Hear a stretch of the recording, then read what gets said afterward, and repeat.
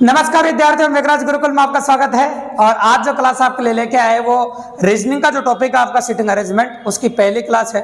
जैसे कि आप जानते हैं जिस एग्जाम की आप तैयारी कर रहे हैं कंप्लीटली उस एग्जाम पर हम फोकस कर रहे हैं और उसी के आधारित हम क्वेश्चन बात कर रहे हैं आपके सामने, तो गौर से देखते जाइए आप। तो आज का जो टॉपिक है आपका वो सीटिंग अरेंजमेंट, बच्चों की सुविधा के हिसाब से एग्जाम में प्रश्नों के हिसाब से इस चैप्टर को कंप्लीटली अपन ने दो भागों में बांटा है। तो आज के वीडियो के माध्यम से कंप्लीटली हम पहले भाग के बारे में बात करेंगे। देखो सीटिंग की चर्चा करें तो भारत में खाना बिठाकर किस प्रकार से खिलाया जाता है वो सीटिंग के जरिए में आता है। जैसे अपन कहें आपके सामने कतार की अगर हम बात करें तो जैसे कतार में बिठाकर खाना खिलाएं अपन तो नीचे बिठा के खिला सकते हैं, या फिर आप लाइन बना के खाना खिला सकते हैं, ये भी हो सकता है, या फिर कुर्सियों पर बिठाकर खाना खिलाएं। कुल मिलाकर अपन को कतार में बिठाना। तो कतार वाले जो तरीका है ये पौराणिक काल से चला आ रहा है, भी है जो पहले से चला आ रहा है, ऐसे बिठा के खिलाते थे, खिलाने का एकदम सही तरीका है, ऐसा कह सकते हैं अपन। और अगर हम बात करें आपके सामने इस चैप्टर में एक और बात करेंगे अपन, गोल घेरे पर आधारित प्रश्न, तो आप वर्ताकार भी बिठा सकते हैं, या तो आप कतार में बिठाएं या फिर वर्ताकार बिठाएं। सीटिंग करने के दो तरीके होते हैं। तो आज की क्लास में अपन कंप्लीटली बात करने वाले हैं कतार पर आधारित प्रश्न, मतलब कतार में किस प्रकार से बिठाया जाता है, कैसे बिठाया जाता है, उसके बारे में बात करेंगे अपन कतार की आज। ठीक है, तो देखो सीटिंग की हम प्रैक्टिकली बात करेंगे आपके सामने। तो सीटिंग में सबसे इंपॉर्टेंट चीज़ है दिशाएं। तो दिशाओं का जो रोल है वो बहुत ज़्यादा है भी, और दिशाओं का जो रोल है वो काफ़ी इंपॉर्टेंट है। तो पहले डिटेल में दिशाएं समझाएंगे आपको, उसके बाद अपन आगे बात करेंगे। ठीक है, तो चलो प्रैक्टिकली देखिए। जैसे यूँ कहो आपके सामने, ये जो अपन ने दे रखा है, मान लो मेरा फेस उत्तर की ओर है, ऐसे उत्तर की ओर मुँह कर रखा मैंने।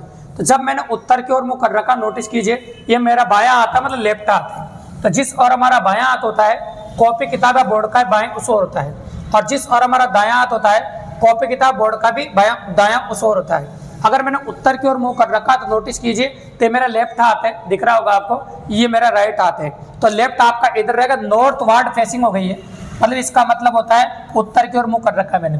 ये जितने भी व्यक्ति बैठे हैं आपके सामने नोटिस कर रहे हैं, सबने उत्तर की ओर मुंह कर रखा है। और सबने जब उत्तर की ओर मुंह कर रखा तो हम उत्तर की ओर मुंह करके जब बैठते हैं तो इस प्रकार सीटिंग होती है आपकी।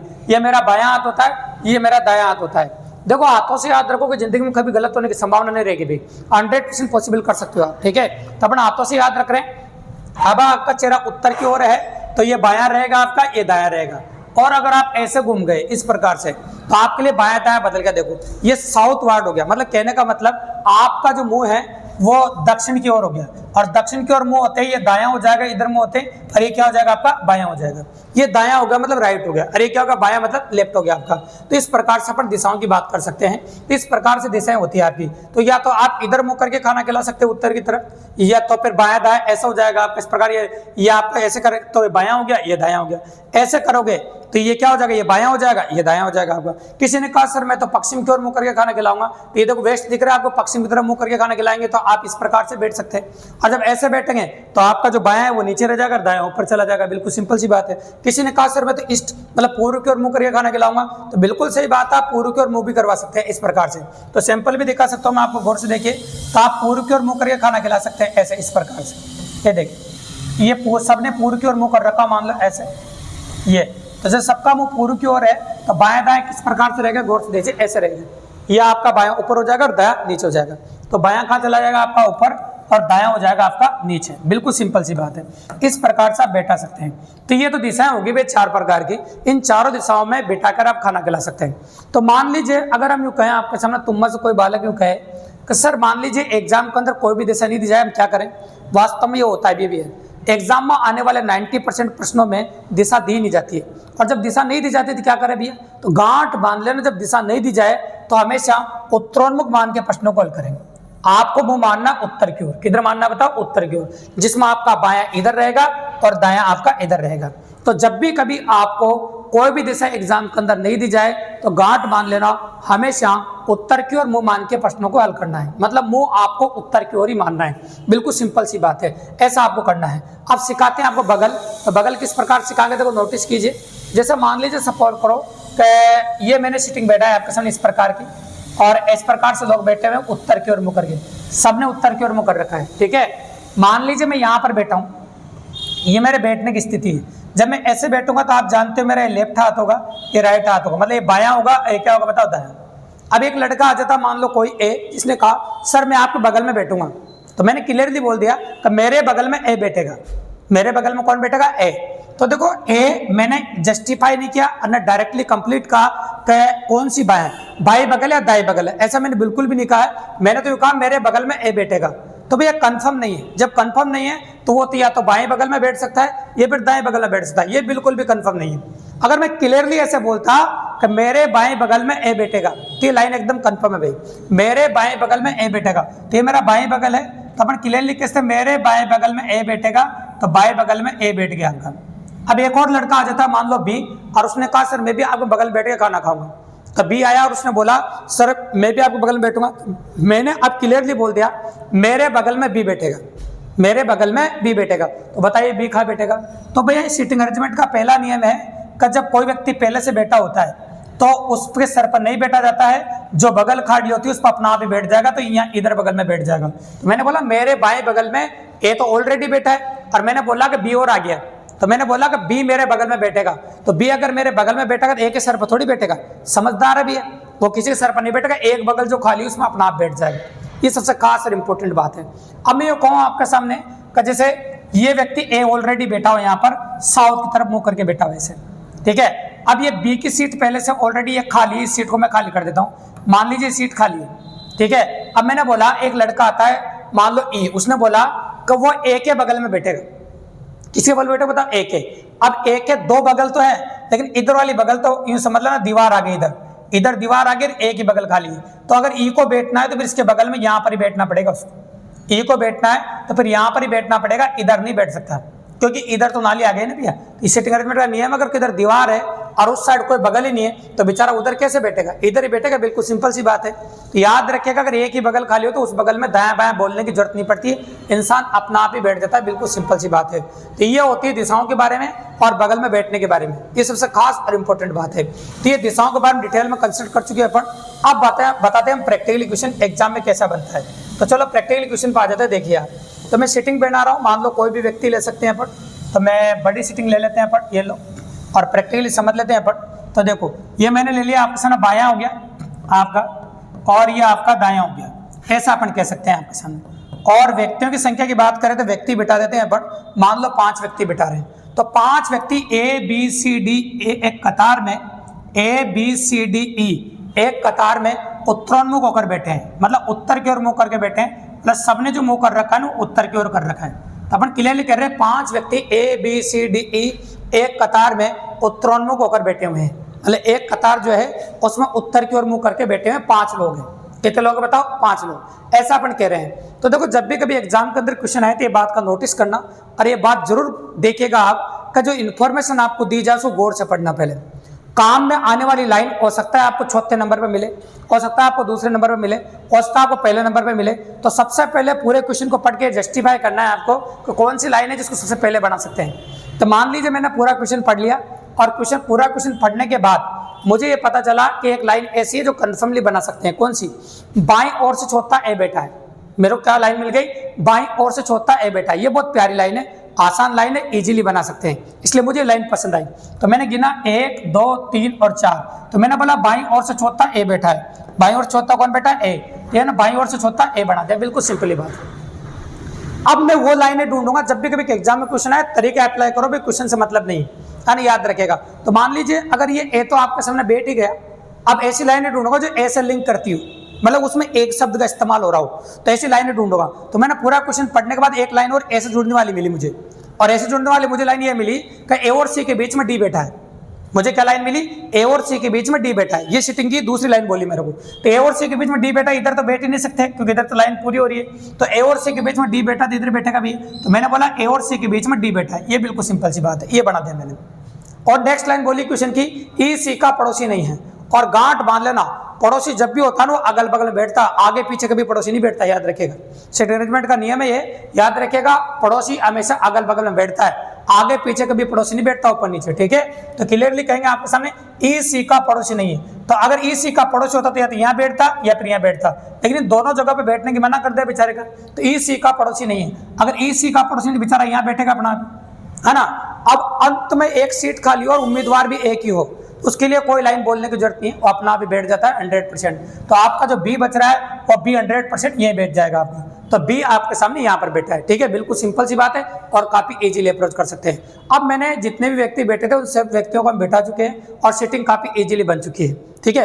अब यहाँ जितने भी क्वेश्चन एग्जाम वाला पूछ सकता है वो सारे क्वेश्चन का जवाब अपन दे सकते हैं। तो मान लीजिए पहला क्वेश्चन आपसे पूछा है कि बिल्कुल मध्य में कौन बैठा है, ये हमारा पहला क्वेश्चन है। तो आपको क्लियरली दिख रहा होगा बिल्कुल मध्य में कौन बैठा है, तो बिल्कुल मध्य में डी बैठा है अपना एग्जैक्टली पहले क्वेश्चन का जवाब। क्वेश्चन नंबर 2 बोला है आपके सामने कि बी के ठीक बाईं ओर कौन बैठा है। मैंने बोला बी के ठीक बाईं ओर, ऐसे बोला है। तो बी के ठीक बाईं ओर कौन बैठा है, ऐसे बोला है।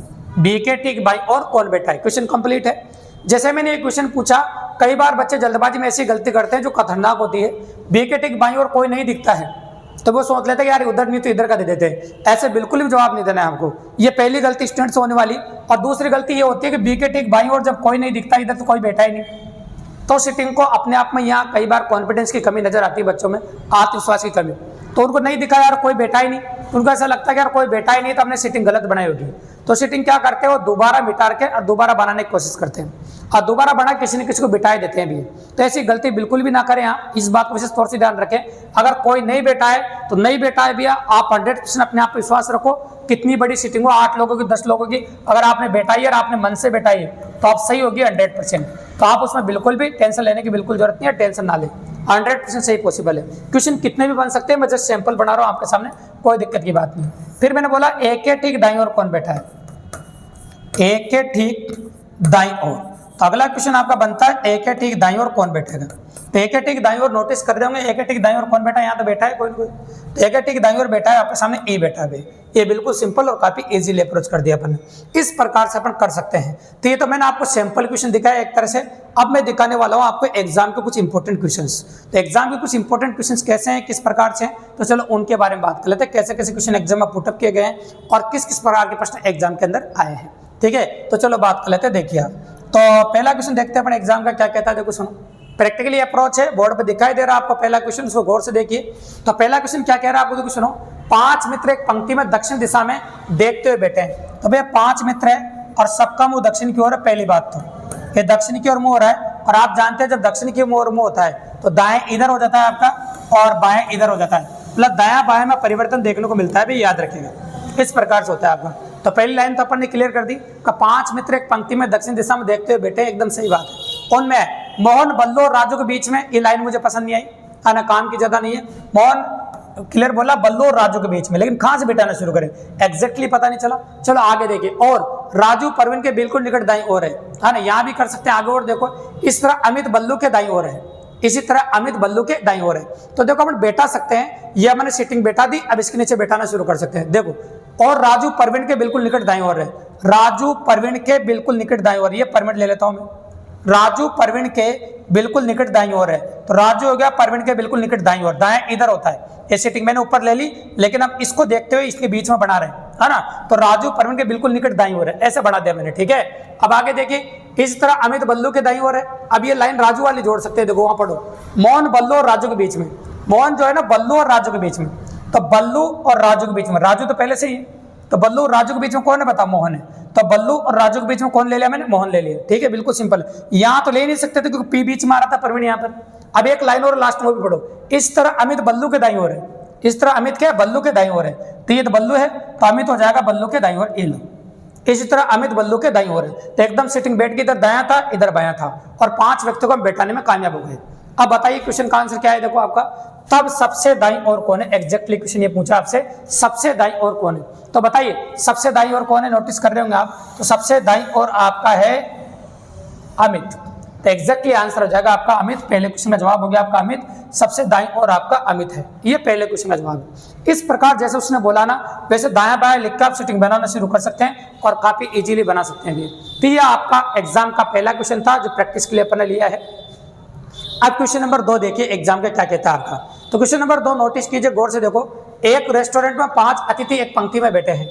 नीता मंजू के बाईं ओर तथा नवीन के दाईं ओर बैठी है। ऋषभ कविता के दाईं ओर तथा नवीन के बाईं ओर बैठा है। तो नवीन कहाँ बैठा है, तो एक रेस्टोरेंट में 5 अतिथि एक पंक्ति में बैठे हैं। तो आगे ना खास बात, इस पंक्ति में कहीं भी ऐसा नहीं बोला कौन सी दिशा में मुंह करके बैठे भी। तो मैंने आपसे पहले ही कहा शुरू में, जब दिशा नहीं बोले तो हम उत्तरोन्मुख मान के प्रश्नों को हल करते हैं भी। इस क्वेश्चन में कहीं भी दिशा नहीं बोली है, तो अपन ने क्लियरली बोला तो दिशा समझाई थी। जब एग्जाम के अंदर कोई भी दिशा नहीं बोला जाए, हमेशा उत्तरोन्मुख मान के प्रश्नों को हल करेंगे। और जब उत्तरोन्मुख मान के प्रश्नों को हल करते हैं तो बायां दायां इस प्रकार से होता है भैया, मतलब बायां उधर होता है और दायां इधर होता है। अब पढ़े अपन, देखो इस लाइन को पढ़ सकते हैं। 5 व्यक्ति एक पंक्ति में बैठे हैं। नीता मंजू के बाईं ओर, नीता मंजू के बाईं ओर, ये मैं मंजू ले लेता हूं, तो नीता हो गए मंजू के बाईं ओर, ये मंजू के बाईं ओर, तो नीता मंजू के बाईं ओर तथा नवीन के दाईं ओर बैठी है। तथा किसके लिए आता है भाई? फर्स्ट पर्सन के लिए। और फर्स्ट पर्सन कौन है आपके यहाँ पर? नीता। तो नीता ले लो, तो नीता नवीन के दाईं ओर बैठी है। नीता जो है ना वो नवीन के दाईं ओर बैठी है, तो नवीन ले लेते हैं। नीता नवीन के दाईं ओर बैठी है, एग्जैक्टली सही है। ये पहली लाइन बनाने में कामयाब हो गए। पर आगे देखो, ऋषभ कविता के दाईं ओर तथा नवीन के बाईं ओर बैठा है। तथा नवीन, तथा किसके लिए है? ऋषभ के लिए। ये लो, ऋषभ नवीन के बाईं ओर बैठा है। ऋषभ नवीन के क्या बैठा है? बाईं ओर। तो ऋषभ हो गया नवीन के बाईं ओर, ऋषभ नवीन के बाईं ओर बैठा है ऐसे। और कविता देखो, ऋषभ कविता के दाईं ओर बैठा है। ऋषभ कविता क्या बैठा है? दाईं ओर। तो ये कविता ले लो, ऋषभ हो गया कविता के दाईं ओर, ऋषभ होगा कविता के दाईं ओर। बिल्कुल सिंपल सी बात है। तो बताइए नवीन कहाँ बैठा है? तो नवीन बिल्कुल मध्य में बैठा है भैया, दिख रहा होता आपको ना, नवीन कहाँ बैठा है? बिल्कुल मध्य में। तो एग्जैक्टली जो आंसर आ गया आपका ऑप्शन नंबर बी, नवीन बिल्कुल मध्य में बैठा है। तो ऐसे ऑप्शंस भी एग्जाम में देखने को मिल सकते हैं, आप गौर से देखो, दाएं छोर पर, मध्य में, बाएं छोर से, दाएं से दूसरे स्थान पर। तो एग्जैक्टली इस प्रकार के ऑप्शंस की डिमांड भी एग्जाम में काफी ज्यादा है, तो काफी इजीली अप्रोच कर सकते हैं आप। तो नवीन बिल्कुल मध्य में बैठा है। ये क्वेश्चन नंबर 2 का जवाब हो गया आपका। इसके बाद आगे और बात कर लेते हैं अपन। क्वेश्चन नंबर 3 देखिए। तो क्वेश्चन नंबर 3 की लैंग्वेज नोटिस कीजिए आप। अब कतार वाले क्वेश्चनों की बात कर रहे हैं। 6 विद्यार्थी A B C D E F F एक कतार में खड़े हैं। यहाँ भी कोई दिशा विशा नहीं बोली, आप नोटिस कर सकते हैं। जब दिशा नहीं बोलते तो आप अच्छी तरह जानते हैं कि हम बायां इधर लेते हैं और आपका दायां दूर इधर ले लेते हैं, तो बायां दायां के बीच में बैठा सकते हैं, उत्तरोन्मुख हो जाएगा। ठीक है, तो ये 6 विद्यार्थी बैठे हैं। ये देखो लाइन पढ़ो, बी एफ और डी के बीच में है, ई ए और सी के बीच में है, और ए एफ या डी के बगल में खड़ा नहीं है, सी डी के बगल में खड़ा नहीं है। बताइए कि एफ निम्नलिखित में से कौन सा जोड़े के बीच में खड़ा है?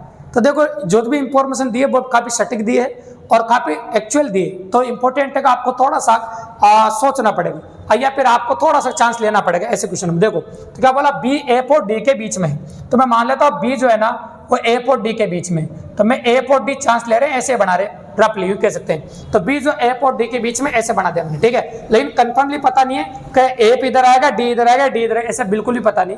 ये देखो ई ए और सी के बीच में, ई जो है ना वो ए और सी के बीच में, तो ए और सी के बीच में ई ले लेता हूं मैं, ये ऐसा कह रहे हैं अपन, ठीक है, बिल्कुल सिंपल सी बात है। ई ए और सी के बीच में ऐसा कह सकते हैं। आगे बोला ऑप्शन है ए एफ या डी के बगल में नहीं है। अगर ए को बिठाऊं तो एफ या डी के बगल में नहीं, ए जो है ना वो एफ और डी दोनों के बगल में नहीं, ठीक है।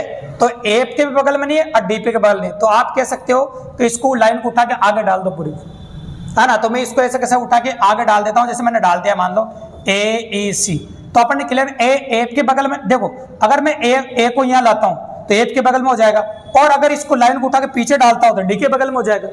तो मैं पीछे डाल नहीं सकता ना आगे डालता, मैंने पूरी लाइन उठा के आगे डाल दी, बिल्कुल सिंपल सी बात है। तो उसके बगल में नहीं हुआ, बिल्कुल सिंपल सी बात। आगे देखिए खड़ा नहीं है, तो बोला ना एफ या डी के बगल में नहीं खड़ा है, तो एफ और डी दोनों के बगल में नहीं खड़ा, मैंने आगे खड़ा कर दिया उसको, ठीक है, बिल्कुल सिंपल। आगे सी डी के बगल में खड़ा नहीं है, तो सी डी के बगल में खड़ा नहीं है, बिल्कुल नहीं खड़ा है, सी डी के बगल में भी नहीं खड़ा है ना। अपन ने इस प्रकार से बनाया कि सी डी के बगल में नहीं खड़ा है, ठीक है, ये भी एकदम सही कर दिया। बताइए कि एफ कौन सा जोड़ा के बीच में खड़ा है, तो एफ जो है ना कौन से जोड़े के बीच में खड़ा है, तो नोटिस कर ही रहे हैं कौन से जोड़े के बीच में खड़ा है, तो देखो बी और सी के बीच में खड़ा है। तो इस प्रकार थोड़ा सा चांस आपको लेना पड़ेगा, अगर हल्का सा चांस इस प्रकार से लेते हैं तो कोशिश कर सकते हैं, कोई बड़ी बात नहीं। तो थोड़ा सोचना पड़ेगा और अपना आप ही जस्टिफाई होता है जैसे आप बनाओगे। तो कई बार कम इंफॉर्मेशन देके भी क्वेश्चन करवाता है, लेकिन आप काफी इजीली अप्रोच कर सकते हो। अगला क्वेश्चन मैं एक साथ अपन 2 क्वेश्चन पूछे आपके सामने, क्वेश्चन नंबर 4 और क्वेश्चन नंबर 5। ये 4 नंबर है और ये 5 नंबर क्वेश्चन है। ये 2 क्वेश्चन आपसे पुटअप किए गए, 4 नंबर और 5 नंबर। लेकिन 4 नंबर और 5 नंबर क्वेश्चन का जवाब आप तभी दे पाएंगे, हाँ 3 है, 4 ज्यादा ही है, 4, 5 और 6, 3 क्वेश्चन एक साथ 3 क्वेश्चन पुटअप किए गए, तो 4 से लेकर 6 तक के क्वेश्चन ऐसा कह सकते हैं अपन। लेकिन इन तीनों क्वेश्चनों का जवाब आप तब दे पाएंगे जब आप इस इंफॉर्मेशन को अच्छे से पढ़ेंगे और सेटिंग बैठाने में कामयाब हो जाए। अगर सीटें वहां अच्छे से बैठ जाती है तो इन तीनों क्वेश्चन का जवाब काफी इजीली दे सकते हो आप, ठीक है, कोई बड़ी बात नहीं। तो चलो देखो 9 मित्र भी है, कितने मित्र? 9 मित्र। तो 9 मित्र ले सकते हैं अपन, A B C D F G H I एक बेंच पर कक्षा में बैठे हैं। सी जो कि डी के ठीक दाईं ओर है जबकि ई के दाईं और तीसरे स्थान पर है ना। अब कोई तो देखो आपको बाएं दाएं तो बोला नहीं, तो आप कैसे उत्तरोन्मुख है सबका मुंह, तो सबका मुंह उत्तर की ओर मान लेता हूँ। सबका मुंह कैसे मान लेते हैं? उत्तर की ओर, ये मान लिया सबका मुंह उत्तर की ओर, बिल्कुल सिंपल सी बात है। आप बढ़ाते जाए जैसे बोले जैसे, ये देखो यहाँ से सी जो कि डी के ठीक दाईं ओर है, सी जो है ना वो डी के ठीक दाईं ओर है, सी जो कि डी के ठीक दाईं ओर है ऐसे, ठीक है। सी जो डी के ठीक दाईं ओर है जबकि ई के दाईं ओर तीसरे स्थान पर है, जबकि ई के दाईं और तीसरे स्थान पर है। ये जबकि शब्द किसके लिए इस्तेमाल हुआ बताइए? सी जो डी के ठीक दाईं ओर है जबकि किसके लिए है? सी के लिए, है ना। तो अपन कह सकते हैं, आपने सी लिख दिया अपन ने यहाँ पर, जो सी जो डी के तो दाईं ओर है जबकि ई के, तो सी ई के दाईं और तीसरे स्थान पर है, सी ई के दाईं और तीसरे स्थान पर। तो यहाँ पर ई ले लेता हूं मैं, तो 1 2 और 3 ए के दाईं और तीसरे स्थान पर हो गया, बिल्कुल सिंपल सी बात है, जैसे बोल रहे वैसे बनाते जाते हैं। आगे देखो, और देखो बी एक छोर पर है, बी क्या बताओ? एक छोर पर। टोटल 9 खाली स्थान बनाएंगे अपन, उसमें से बी एक छोर पर है, तो नोटिस कर सकते हैं एक छोर कोई सा भी ले लेंगे अपन। अभी तो 4 लोग बैठे हैं अपने सामने, कितने लोग बैठे हैं? 4। तो और भी बना लेते हैं, और लाइनें देख लेते हैं अपन। देखो एच एफ और जी का निकटतम पड़ोसी है, एच जो है ना वो एफ और जी का निकटतम पड़ोसी है। और लाइन पढ़ते हैं, ए बी के बाईं और तीसरे स्थान पर है, ए बी के बाईं और तीसरे स्थान पर है। और लाइन देखते हैं अगर जुड़ जाए कोई लाइन अपने, ए एफ के ठीक बाईं ओर है, ए एफ के क्या है? ठीक बाईं ओर है।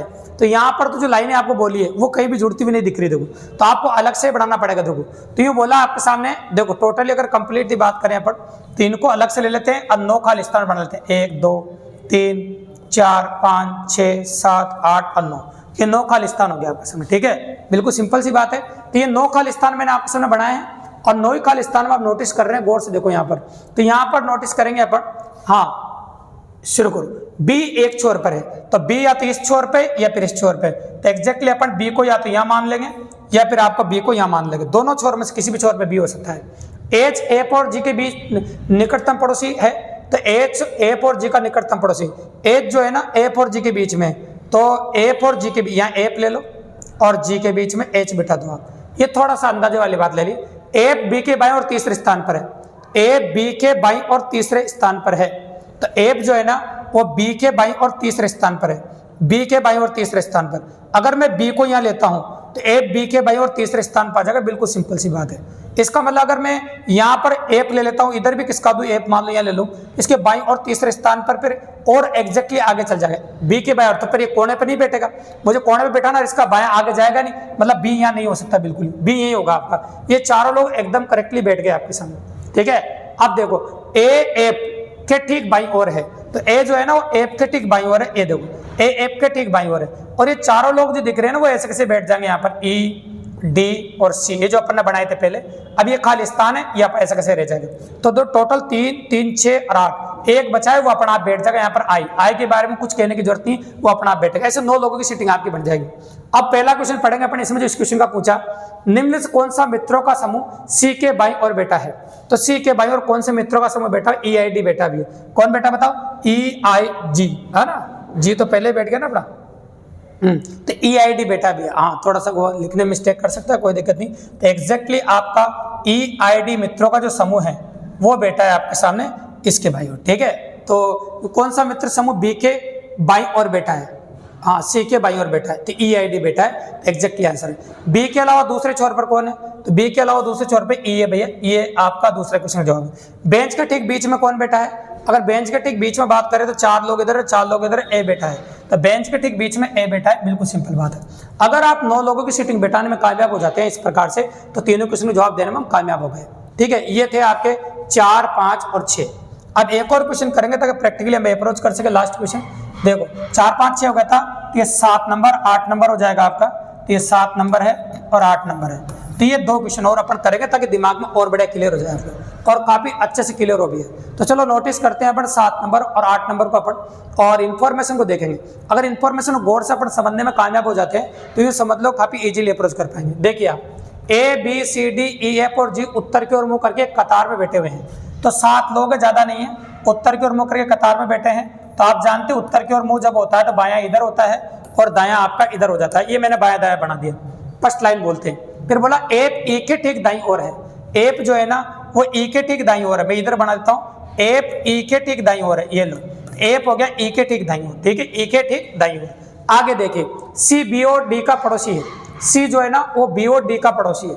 सी बी और डी का पड़ोसी है, मतलब बी और डी के बीच में बैठा है सी, लेकिन एग्जैक्टली पोजीशन पता नहीं। और आगे पढ़ो, वह व्यक्ति जो डी के बाईं ओर तीसरा है वो एक छोर पर बैठा है। वह व्यक्ति जो डी के बाईं ओर तीसरा है, डी के बाईं ओर तीसरा है, वो एक छोर पर बैठा है। वह व्यक्ति जो डी के बाईं ओर तीसरा है ना, डी के बाईं ओर तीसरा, वह एक छोर पर बैठा है। डी के बाईं ओर तीसरा, तो मान लीजिए डी के बाईं ओर तीसरा, ये डी मान लो यहाँ पर, ये डी के बाईं ओर तीसरा, या डी ले लिया मैंने। वह व्यक्ति जो डी के बाईं ओर तीसरा है, ये डी के बाईं ओर तीसरा ले लिया मैंने, वो एक छोर पर बैठा है, ठीक है। तो डी के बाईं ओर तीसरा कौन होगा बताइए, होगा बी। तो ये इस प्रकार से बी को भी साथ में ले लो। तो वह व्यक्ति जो डी के बाईं ओर तीसरा है, ये दूसरा है यहाँ पर, है ना। तो डी के बाईं ओर तीसरा एक खालिस्तान यहाँ पर छोड़ देंगे अपन, ये खालिस्तान छोड़ दिया अपन। इसको थोड़ा दूर बना देता हूँ मैं, देखिए आप, ये थोड़ा सा दूर बना देते, एक खालिस्तान छोड़ देते। वह व्यक्ति जो डी के बाईं ओर तीसरा है ना, ये डी के बाईं ओर तीसरा हो गया, एक खालिस्तान छोड़ दिया, है ना। वो छोर पे बैठा है, मतलब वो एक छोर पे बैठा है, वो कोई भी व्यक्ति हो सकता है, ठीक है।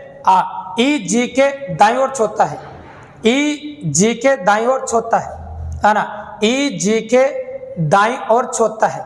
तो जी के दाईं ओर छोड़ता है, अगर जी के दाईं ओर छोड़ता होगा, ई जी के दाईं ओर छोड़ता है। अगर मैं जी को यहाँ ले लेता हूँ तो जी के दाईं ओर छोड़ता है, ई बैठ जाएगा यहाँ पर, तो ई जी के दाईं ओर छोड़ता है, ऐसा कंप्लीट बैठ गया। और एप तो मैंने शुरू में बोला था कि एप ई के दाईं ओर बैठा है, तो एप बैठ गया ई के दाईं ओर, ये बिल्कुल सिंपल सी बात है। तो एप बैठा है ई के दाईं ओर, ये एग्जैक्टली पॉसिबल है, ठीक है। अब एक और आदमी बचा है जो आपका सामने बचा है, जिसको बिठा सकते हैं अपन। ई जी के दाईं ओर छोड़ता है और डी के बाईं ओर तीसरा, ये बैठ गया। सी बी और डी के पड़ोसी, सी बी और डी का पड़ोसी आ गया। वह व्यक्ति जो डी के बाईं ओर तीसरा है, डी के बाईं ओर तीसरा है, वो एक छोर पर बैठा है, और ये भी आ गया आपका इसके बीच में। अब कोई भी इंफॉर्मेशन हमारे पास नहीं बची है। अब टोटल लोग कितने थे अपने पास, देखो A B C D E F G, A B C D E F, total लोग थे अपने पास 7 थे भी। तो देखो 7 में से अपन कितने लोग बैठा चुके, 6 लोग बैठा चुके। अब कौन बच गया अपने पास, ए बच गया भी। तो ए का आता पता नहीं है, और ए के बारे में कोई इन्फॉर्मेशन हमको दी भी नहीं गई है, तो बस क्वेश्चन पढ़ेंगे पहले अपन। नहीं मतलब कौन सा सी के बाईं ओर है, कौन सा सी के बाईं ओर है। तो देखो, तो सी के बाईं ओर अगर हम बात करें, आपके सामने ये 2 लोग हैं, जी बी और डी, नहीं जी और बी, तो सी के बाईं ओर जी और बी है, बस ये लो, है ना, सी के बाईं ओर, ये आंसर आ गया। बी का पड़ोसी कौन है, तो बी का पड़ोसी एक तो जी है और एक सी है। तो बी का पड़ोसी तो जी है और एक कौन है बताओ, सी है। तो एग्जैक्टली आंसर आ जाएगा जी और सी आपका। तो एक की जरूरत पड़ी नहीं, बिल्कुल सिंपल सी बात, अगर एक की जरूरत पड़ती है तो बनाते हैं अपन। इस प्रकार से अपन सीटिंग बैठा सकते हैं, और इस प्रकार से काफी इजीली सीटिंग हो रही है आपकी। तो ये है आपका कतार पर आधारित प्रश्न, बिल्कुल सिंपल और काफी इजीली। इस प्रकार से आज के बाद कतार से रिलेटेड कोई भी क्वेश्चन अगर एग्जाम में आ जाता है आपका, तो काफी इजीली कर सकते हैं और काफी आसानी से कर सकते हैं दोस्तों। तो इस प्रकार से पहले टाइप अपना 100% कंप्लीट करिए। अगर वीडियो पसंद आया हो, अच्छा लगा हो, तो चैनल को सब्सक्राइब करना दोस्तों, लाइक करना, शेयर करना, और अपने और दोस्तों को बताना था कि इसी प्रकार बेहतरीन क्लास है हम रोजाना आपके लिए लेकर आते रहे दोस्तों। धन्यवाद।